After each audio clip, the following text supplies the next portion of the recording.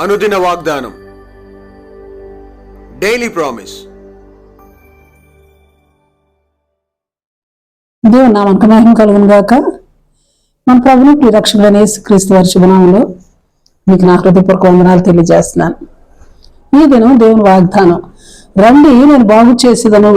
23:22. తిరిగి రండి, మీ అవిశ్వాసం నేను బాగు చేసేదనని దేవుడిని యెహోవా పిలుస్తా ఉన్నారు.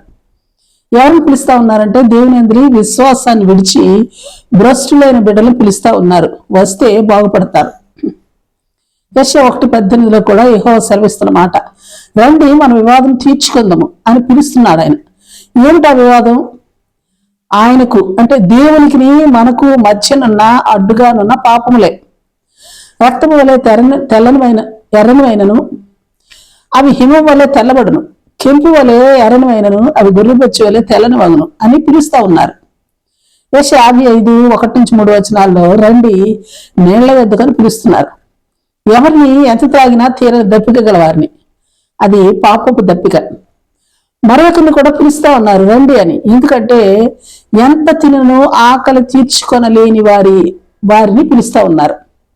వ్యసనాలతో ఉన్నవారికి ఎంతైనా దాహం తీరదు, మోసపు సంపాదనలో ఉన్నవారికి ఎంతైనా ఆకలి తీరదు. అట్టి వారిని పిలుస్తా ఉన్నారు ఆయన. 3వ వచనంలో రండి చెవియొగ్గి నా ఎద్దుకు రండి. ఎందుకు?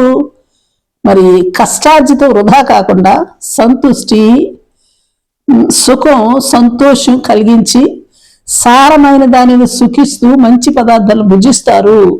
అవును, మీరు ఆయన మాట వింటే బ్రతుకుతారు. మీతో నిత్య నిబంధన చేస్తానంటున్నాడు ఆయన. శాశ్వతమైన కృపను చూపిస్తానని చెబుతా ఉన్నారు. 2:12 రండి ఇప్పుడైనా తిరిగి నా యొద్దకు రండి అని పిలుస్తా ఉన్నారు ఆయన. యెహోవా గొప్ప కార్యములు చేసి దీవెన అనుగ్రహిస్తానని పిలుస్తున్నారు. పంటలు లేక పండడానికి వీలు లేకుండా వారి పాపముల వలన గొంగళి పురుగులు, మిడతలు, పసర పురుగులు, చీడ పురుగులు తిరిగేస్తున్న పరిస్థితుల్లో మరి ఉపవాసం ఉండి కన్నీరు విడుస్తూ దుఃఖిస్తూ మనపూర్వకంగా రండి నేను దీవెన అనుగ్రహిస్తాను, సమృద్ధి ఇస్తాను అని చెప్తా ఉన్నాడు ఆయన. అలాగే మత్తయి సువార్త 11:28 నా యొద్దకు రండి విశ్రాంతి కలుగు చేస్తాను అని రకరకాల భారాలు బరువులు మోస్తూ విశ్రాంతి లేక తిరుగులాడుతున్న వారిని పిలుస్తున్నారు ప్రభువైన క్రీస్తు. ఆ బరువులు దింపి భారం లేకుండా సులువుగాను తేలికగాను చేస్తానంటున్నారు. Praise lord. మత్తయి సువార్త 22:4 యజమానుడు పెండ్లి విందుకు ఆహ్వానిస్తూ విందు భుజిస్తూ మరి ఆయన సన్నిధిలో ఉన్న సంతోషాన్ని, సంతృప్తిని అనుభవించడానికి విందుకు రండి అని పిలుపునిస్తున్నారు ప్రభు. మరో పిలుపు మత్తయి సువార్త 5:6 రానున్న పెండ్లి కుమారుని ఎదుర్కొనడానికి సిద్ధపడుట కొరకు పిలుపునిస్తా ఉన్నారు. మత్తయి సువార్త 25:34 రండి నా తండ్రి చేత ఆశీర్వదించబడిన వారులారా, రండి లోకము పుట్టినది మొదలుకొని మీ కొరకు సిద్ధపరచబడిన రాజ్యం స్వతంత్రించుకుని పిలుపునిచ్చారు దేవుడు. ఎవరు వారు? ఆకలి కొన్న వారికి ఆకలి తీర్చిన వారిని, దప్పిక కొన్న వారికి దప్పిక తీర్చిన వారిని, పరదేశులను చేర్చుకునే వారిని, దిగంబరులుగా ఉన్న వారికి బట్టలు ఇచ్చిన వారిని, మరి రోగులను చూడవెళ్ళిన వారిని, చెరసాల్లో ఉన్న వారికి చూడవెళ్ళిన వారిని పిలుస్తా ఉన్నారు. ఆయన రాజ్యంలో ప్రవేశించట కొరకు, తండ్రితో కలిసి విందులో సంతోషించట కొరకు. అలాగే మార్కు సువార్త 1:17 నా వెంబడి రండి అని పిలుస్తున్నారు. ఆయన వెంబడిస్తే వారిని మనుషులు పట్టుజాలర్లుగా చేస్తాడు ఆయన. చివరిగా ఓ పిలుపు యాకోబు 1:8 దేవుని యొద్దకు రండి అప్పుడు ఆయన మీ యొద్దకు వచ్చును. Praise lord. ఈ సందర్భంలో చాలా చాలా ప్రాముఖ్యమైన విషయం, ఆయన రమ్మన్నప్పుడు రాకపోయినను ఆయన ఇచ్చిన అవకాశాన్ని మరి వినియోగించుకుని ఆయనకి ఇష్టముగా జీవించక నిర్లక్ష్యంగా ఉంటున్నట్లయితే మత్తయి సువార్త 7:23 నేను నువ్వు ఎన్నడను ఎరుగును నా ఎదురు నుండి పొండని చెప్తాడంట. మత్తయి సువార్త 22:13 కాళ్ళు చేతులు కట్టి వెలుపటి చీకట్లను తోసివేడి అని చెప్తాడు ఆయన.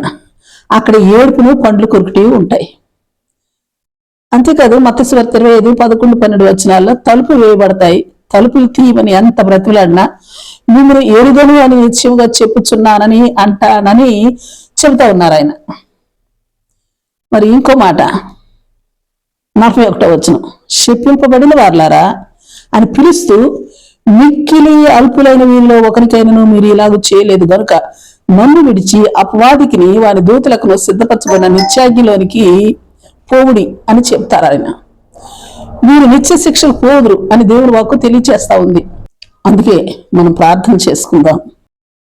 ప్రేమ కలిగిన తండ్రి, పరిశుద్ధురా, నీ పరిశుద్ధున మనకు స్తుతులు, స్తోత్రాలు స్తోత్రాలు. దేవా, మీరు మా యొద్దకు వచ్చినట్లుగా మేము ఏ పరిస్థితిలో ఉన్నా, ఎలాంటి స్థితిలో ఉన్నా, మీరు పిలిచినప్పుడు మీ యొద్దకు వచ్చి మేము బాగు చేయబడిన వారమే, మీ చేత ఆశీర్వదించబడిన వారమే, మీ సన్నిధిలోనున్న సంతోషాన్ని, సంతృప్తిని అనుభవిస్తూ సుఖంగా జీవిస్తూ మీ నిబంధనలో నిలిచి శాశ్వతమైన కృపను పొందుకున్నట్లుగా అనుగ్రహించమని ప్రార్థిస్తూ యేసు నామములో అడిగి వేడుకొంచున్నాం తండ్రి.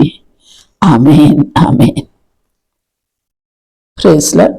రేపు మరొక వాగ్దానంతో మనం కలుసుకుందాం. ప్రతిరోజు ఉదయం ఈ కార్యక్రమాన్ని వీక్షించగలరు. తిరిగి మళ్ళా రేపు ఉదయం కలుసుకుందాం. దేవుడు మిమ్మల్ని దీవించును గాక.